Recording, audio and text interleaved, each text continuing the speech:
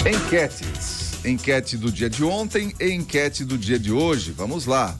No dia de ontem, nós repercutimos aqui no Repórter Cultura, com uma grande participação também dos nossos ouvintes, a questão do Pix. Foi gerada uma pesquisa de um instituto em nível nacional sobre o que faria as pessoas a desistirem da utilização do Pix, que se proliferou muito aí nos últimos tempos. Então, o que acontece aqui na nossa enquete, o que aconteceu na nossa enquete, vamos com as alternativas que as pessoas tinham para votar e como é que ficou a votação. Qual dos motivos abaixo pode fazer você deixar de usar o Pix? Para a surpresa de 0 pessoas, 67,8% das pessoas votaram cobrança de taxas nas transações. É o que pode deixar fazer as pessoas deixarem de utilizar essa ferramenta que é o Pix. Quase 70% das pessoas votaram nessa alternativa aqui. Aí nós temos 11,3% que votaram não utilizam o Pix. Não utilizam o Pix com 11,3%. Depois também nessa faixa aí de 9%, perda da confiança no sistema. E com 7% aí receio de ser vítima de golpes. Eu até achei essa questão de receio de ser vítima de golpes aqui que ia ter mais votação, mas teve uma votação baixa aqui, bem parecida com a falta de garantia de estorno em transações mal sucedidas. Então, se você pegar todas essas alternativas juntas aqui, falta de garantia de estorno, perda de confiança, receio de ser vítima de golpe, a gente está aí na casa dos 20%.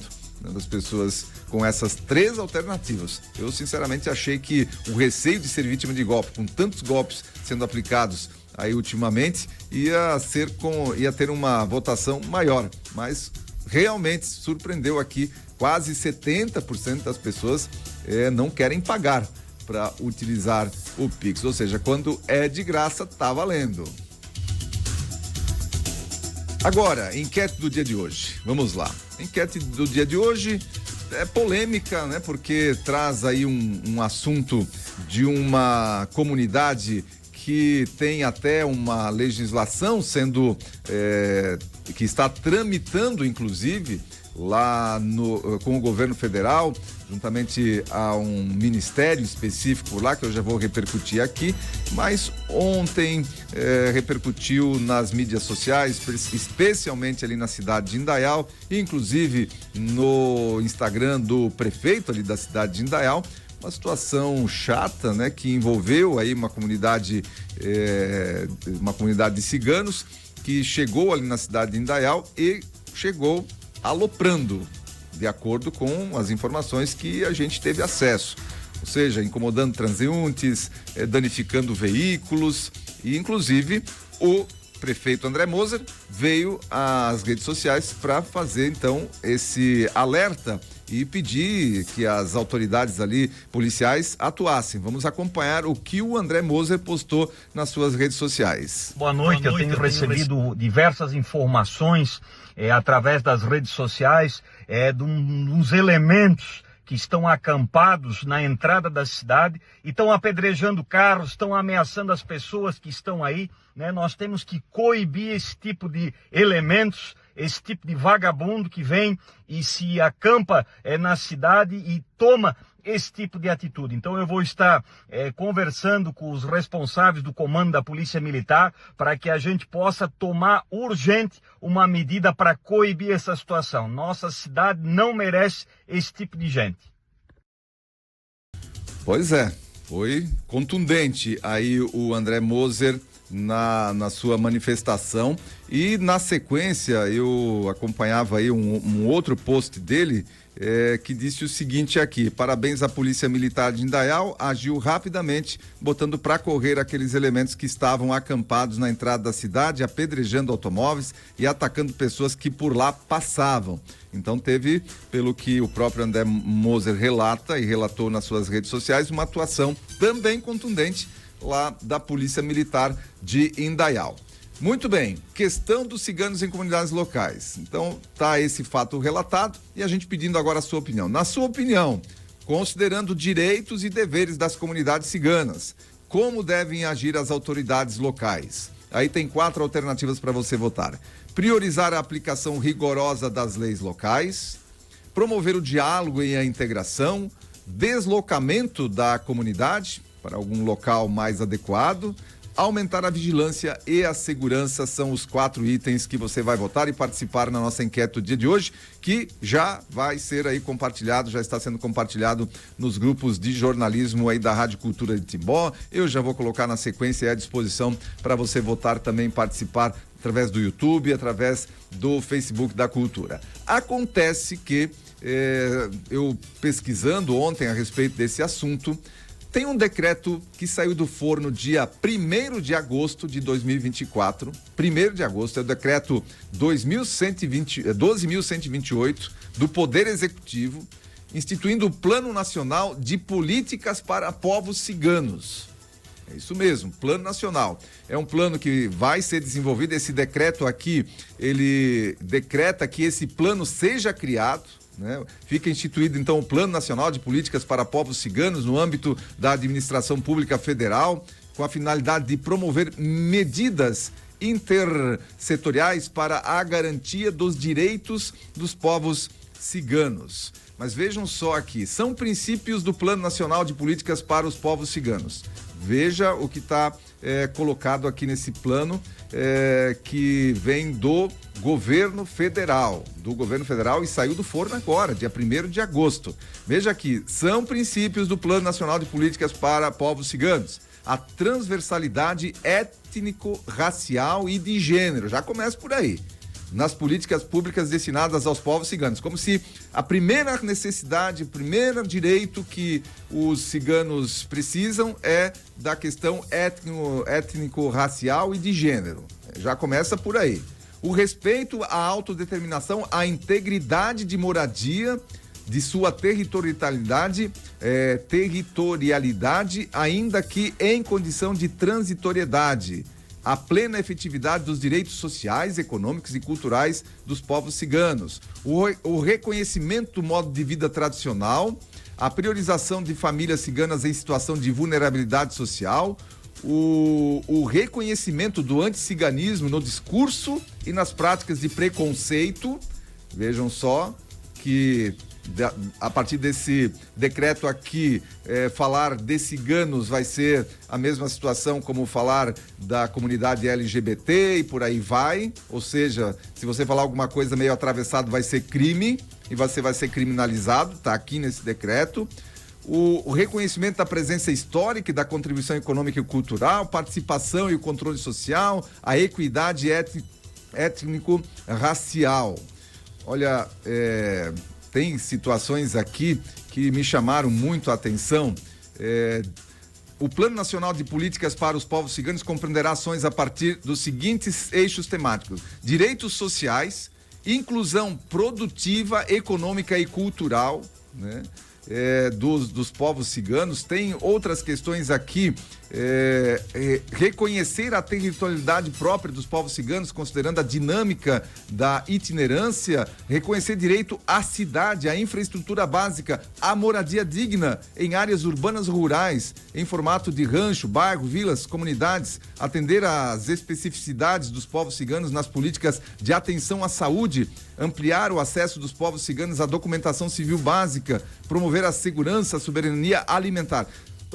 Você pode ler todo o decreto aqui, só tem direitos, nenhum dever da comunidade cigana, nada, não fala nada sobre quais são os deveres, o que eles podem, o que eles não podem fazer quando chegam numa cidade, nada, absolutamente nada. Um decreto do governo federal que só traz direitos, nenhuma obrigação para os povos ciganos está nesse decreto aqui.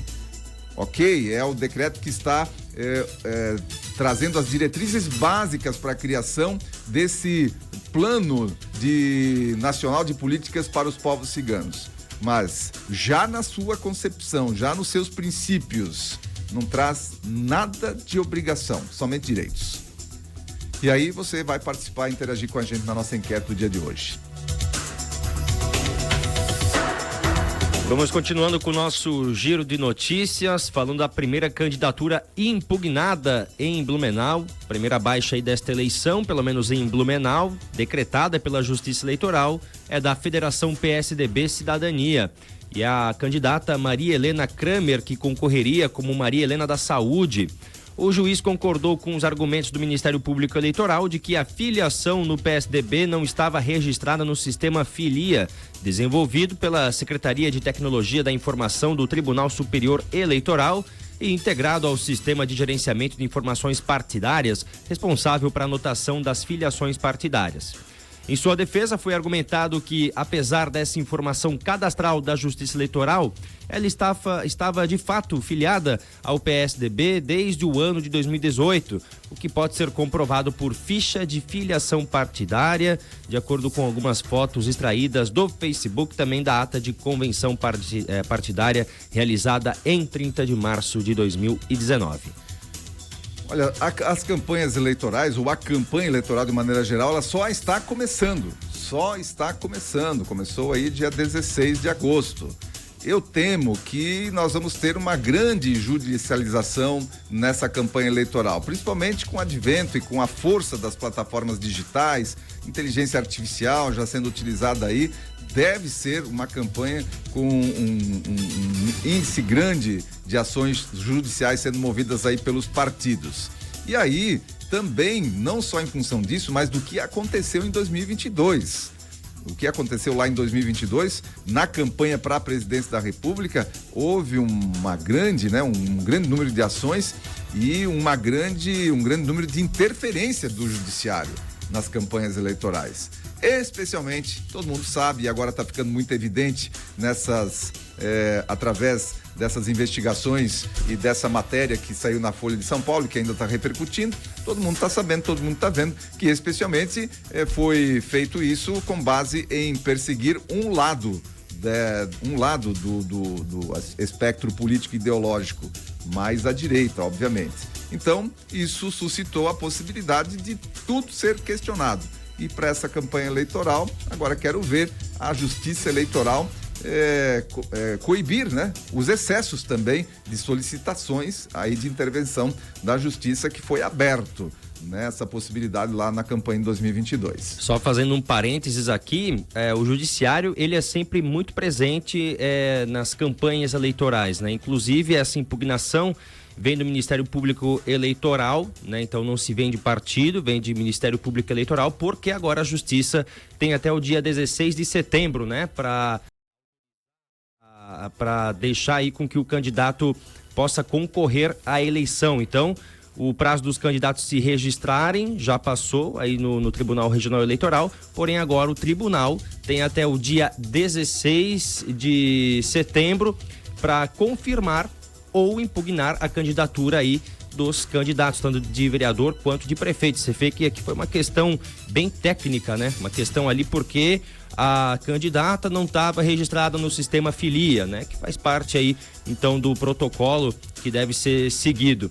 Então, só fazendo parênteses aqui, o judiciário está sempre presente nessa questão de campanhas eleitorais, porque ele é obrigado, a lei assim obriga. Mas como o Dair disse, este ano nós teremos aí, além dos partidos eleitorais que poderão impugnar também as candidaturas, temos também a presença do cidadão através do sistema Pardal, e que poderá a qualquer momento aí denunciar, né, irregularidades nas campanhas dos candidatos.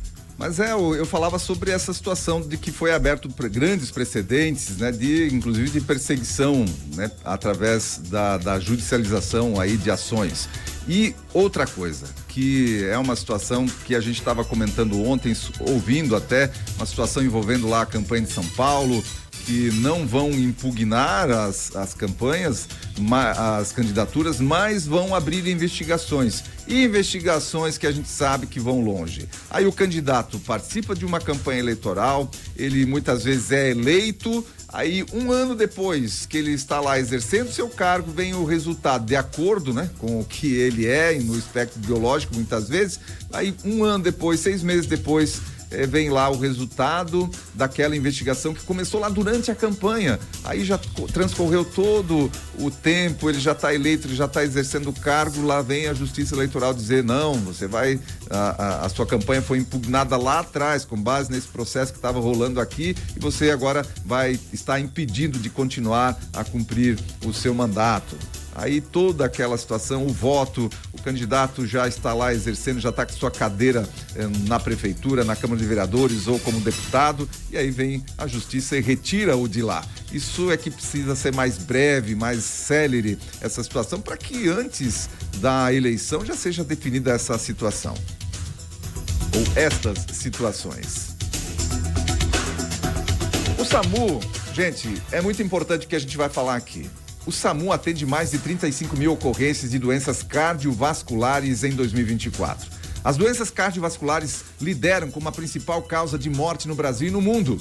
Em Santa Catarina, o Serviço de Atendimento Móvel de Urgência, o SAMU, registrou mais de 35 mil, ou seja, 35.018 atendimentos relacionados a essas enfermidades entre janeiro e julho desse ano.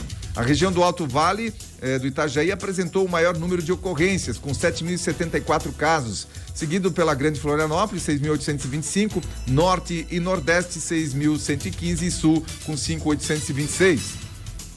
Os riscos de doenças cardiovasculares aumentam em até 30% durante o inverno, principalmente devido à queda nas temperaturas. Isso ocorre porque, para manter a temperatura corporal, o corpo contrai os vasos sanguíneos, elevando a pressão arterial e, consequentemente, o risco de problemas como infarto, dores no peito, em casos extremos, morte súbita. Fatores de risco como o tabagismo, o colesterol elevado podem levar à formação de placas de gordura nas artérias, além da hipertensão, obesidade, estresse, depressão e diabetes. Diabéticos têm de 2 a 4 vezes mais chances de sofrer um infarto, explica o Dr. Alfredo Busch, gerente técnico da Superintendência de Urgência e Emergência. Cuidar da saúde do coração é essencial para o bem-estar e longevidade. Embora as doenças cardiovasculares se desenvolvam de forma lenta ao longo de anos, a detecção precoce é crucial para prevenir complicações graves e até mesmo para salvar vidas. Tá aí o recado depois dessa nota do SAMU de Santa Catarina, com mais de 35 mil ocorrências de doenças cardiovasculares só em 2024. De janeiro a julho. Isso é bastante coisa. Para você ter noção, em Timbó nós teremos 35 mil cidadãos aptos a votar. Um pouquinho mais de 35 mil. Pois aí uma Timbó inteira. Uma Timbó inteira com sendo atendido aí com problemas cardiovasculares. E Santa Catarina esteve novamente no ranking de competitividade dos estados, conforme pesquisa nacional divulgada pelo Centro de Liderança Política, o CLP. No ranking geral, o estado ocupa a segunda posição pelo 8º ano consecutivo, ficando atrás apenas de São Paulo. Na região sul, Santa Catarina lidera o ranking. O estudo foi apresentado em Brasília nesta última quarta-feira. Mas o que isso significa? De acordo com a pesquisa, Santa Catarina obteve o primeiro lugar no quesito segurança pública, destacando-se em segurança pessoal, patrimonial e na transparência dos dados sobre criminalidade. O evento contou com a presença de governadores, prefeitos, ministros, senadores e secretários de Estado. Participaram do evento, por exemplo, os governadores Jorginho Melo, de Santa Catarina, o Renato Casagrande, do Espírito Santo, Raquel Lira, do Pernambuco, Eduardo Riedel, do Mato Grosso do Sul e o Eduardo Leite, do Rio Grande do Sul. Estado mais seguro do país.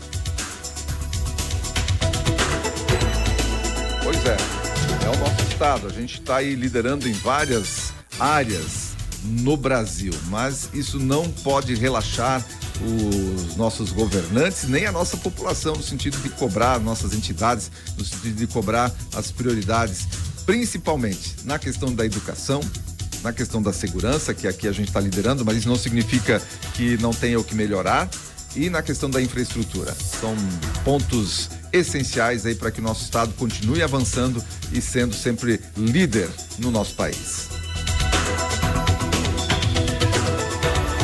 O governo anuncia que vai restringir a entrada de imigrantes sem visto no Brasil. O Ministério da Justiça anunciou que irá restringir a entrada de imigrantes sem visto no Brasil. A medida publicada nesta quarta-feira foi tomada após a Polícia Federal identificar que o país virou rota de esquemas de tráfico de pessoas. Segundo as investigações, a facilidade para pedir refúgio no Brasil seria atraente para organizações que cometem crimes internacionais. Além desta questão, o órgão afirmou que já trabalha para resolver a crise humanitária no Aeroporto Internacional de São Paulo, em Guarulhos, que tem 481 estrangeiros retidos aguardando um pedido de refúgio aqui no nosso país. Agora, muito bem, né? Isso é importante, a gente vê o que está acontecendo na Europa, que está acontecendo em países como a França, como a Alemanha, como a Inglaterra, onde a abertura, a facilidade das pessoas se instalarem lá nesses países está gerando caos social, cultural também, muito. A Europa faz tempo que já não é mais a mesma. Não bastasse toda a questão ideológica envolvida aí, mais à esquerda, que está tomando conta lá da Europa, agora, e justamente porque a esquerda toma conta por lá, e aí frouxa essas questões imigratórias, e olha os problemas que isso está causando. E aqui no Brasil está se tomando essa direção, que eu acho cautelosa, eu acho positiva essa questão. Agora, o que estaria no bojo, né, lá na origem? Será que não é o Maduro vendo aí que o pessoal da Venezuela está vindo todo aqui para o país? Ou o próprio país vendo que o que está acontecendo lá na Venezuela está trazendo boa parte, uma grande massa de venezuelanos aqui para o nosso país, podendo gerar aí, principalmente nas comunidades que fazem fronteira, problemas e caos social também para essas comunidades, que muitas vezes não tem como abrigar, as pessoas vêm de mala e cuia, como a gente viu, o casal que a gente entrevistou aqui, que veio basicamente sem nada para cá, deixou tudo, abandonou tudo por lá e veio tentar a sorte aqui no Brasil, né? Então, esse assunto é importante. Esse assunto, a decisão é positiva, mas que realmente lá na origem dessa decisão estejam os pontos fundamentais que são importantes para isso. E o Conselho Nacional de Justiça decidiu arquivar uma reclamação apresentada pelo Partido Novo contra os juízes envolvidos no caso dos relatórios produzidos pelo TSE, a pedido do ministro Alexandre de Moraes. A reclamação disciplinar mencionava Ayrton Vieira e Marco Antônio Martim Vargas, que eram respectivamente juiz instrutor do gabinete de Moraes e juiz auxiliar da presidência do TSE durante o período em que o ministro presidiu o tribunal. Na ação, o Partido Novo citou reportagens da Folha de São Paulo que apontaram que o gabinete de Moraes teria solicitado informalmente a assessoria especial de enfrentamento à desinformação do TSE por meio de mensagens no WhatsApp, a produção de relatórios que posteriormente serviram de base para decisões do ministro contra apoiadores de Jair Bolsonaro no inquérito das fake news no STF. Muito bem, olha, esse assunto a gente já começou um comentário a respeito dele numa notícia anterior, mas eu só vou fazer um comentário aqui. O CNJ nega a investigação sobre juízes de Moraes por mensagens vazadas. Ou seja, agora, o próprio Alexandre de Moraes, que é o acusado, abriu uma investigação para saber e para ouvir e para punir quem vazou as informações. Vejam onde nós estamos, onde a nossa justiça, a nossa Corte Superior está. Se nega a investigação sobre os juízes por mensagens vazadas. Agora, o Alexandre de Moraes pode e está investigando quem vazou as informações. E tenho certeza que essa pessoa será punida. É brincadeira. E para finalizar, o juiz nega pedido para suspender a candidatura de Pablo Marçal lá em São Paulo, assim como também o pedido para suspender a campanha do Boulos também foi negado lá pela Justiça Eleitoral lá de São Paulo. E só um comentário à parte para finalizar aqui. Saiu uma pesquisa de um instituto lá em São Paulo, onde o Boulos está na frente com 28 contra 21 do Nunes, 28-21. É brincadeira, mais uma vez, né? Boulos na frente nas pesquisas. Isso é só no Brasil que pode acontecer. Mas, se é de fato o que está acontecendo e é a vontade da população, já diz o ditado que cada povo tem o governo que merece. E assim a gente encerra esse primeiro bloco de informação para você, ouvinte do Repórter Cultura. A Rebroto é o lugar perfeito para aquele cafezinho com muitas delícias, doces e salgados. O pão francês mais gostoso da cidade sai quentinho todos os dias e tem promoção das 17 às 19 horas por R$ 6,50 o quilo. E o pão caseiro feito no forno a lenha